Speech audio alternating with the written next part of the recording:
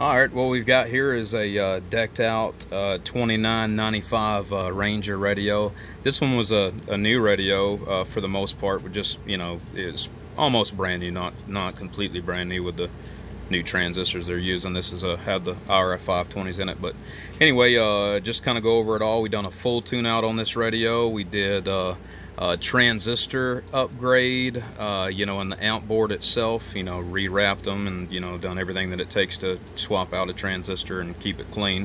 We put a PP1 recorder in here, so you got a switch right here that you literally flip up when you want to record, flip down when you're done recording, and then you key the mic, press the playback. Got a VFO wind-up mod on the switch. You flip the switch up and you got your wind-up, flip it down, and naturally it's off. Got a variable bass control on the radio. I've got it marked to where the perfect setting is for the bass.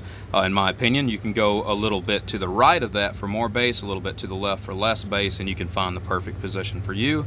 Also marked the echo board for you as well. And then back here on the back, we got I don't know if I'm even showing that on the camera, but it's a amp switch to cut the amp board on and off on this radio here.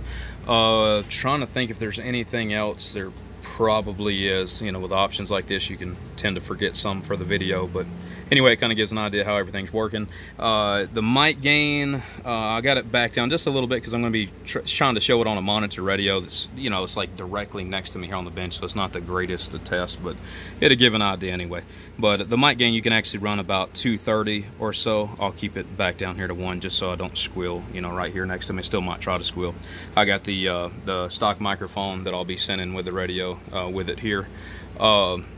Anyway, I'll kind of demonstrate how everything's working here. We'll see, I guess we'll listen to it first. I'll get my brother to hold this here for just a second, and we'll see what it sounds like.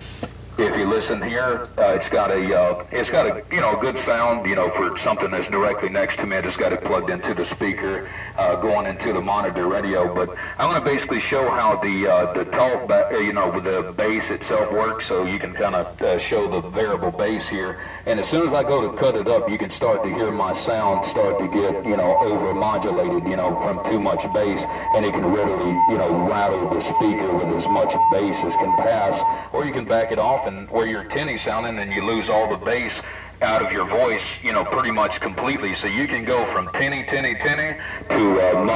muddy. So, you know, it's a matter of finding the proper mix to clean it up, you know, to still pass the bass but keep the audio, you know, the way that it's supposed to be. So that's what it's, you know, designed to do right there. But anyway, we'll show the output real quick here and go from there. So we're looking at on the 200 watt scale. We'll key up here, 1035. Audio. And it takes over the 200 scale, so I can go up to the next scale right here, and we'll see what we're doing. Audio. About 250 watts output right there. I'll check out the LP100A, and we'll see what we got going on there. Audio. So about 240 watts or so. Audio. Check 1, 2. So 240 watts. We'll check out our spectral purity. Audio, just a small bump, but you know, of course, we got a Class C amplifier hooked to the bottom of this, and this is MOSFETs, by the way. I did not put pills in here, so this is MOSFETs doing 250 watts with 4 MOSFETs, so that's some impressive output for this radio for sure. Audio. But you can see it's doing good. He said he wanted it to achieve more than 200 watts, and we got it to 250, so that should be some headroom. Variable, oh, we can show the playback now. I don't know how well I can do this, but I'll give it a shot here and we'll see what we got. Let me roll down to channel 6. Maybe there's some skip rolling. I'm not sure if we got any conditions. Don't sound like we got. Hey, you working at Drop Top Chicken about 2, man. Hey, Jennifer. Hey, Jennifer, I knew you were going to keep back down, though. Like, while you working at Drop Top Chicken box? Alright, so we'll go back up here to channel 20. Put the volume back down here. Go back up here to channel 20.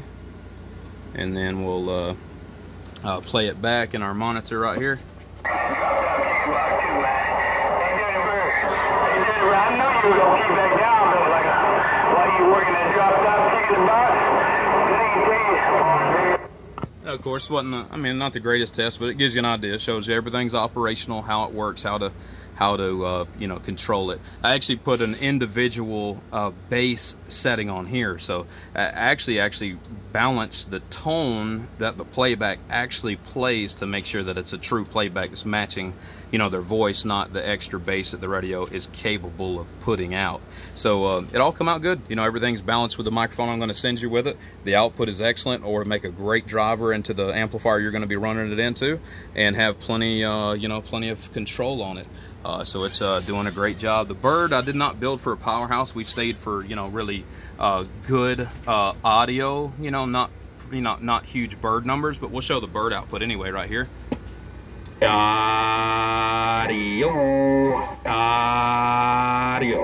So it looks like about 80 bird. So 80 bird average is what we're putting out. Audio. Slamming that.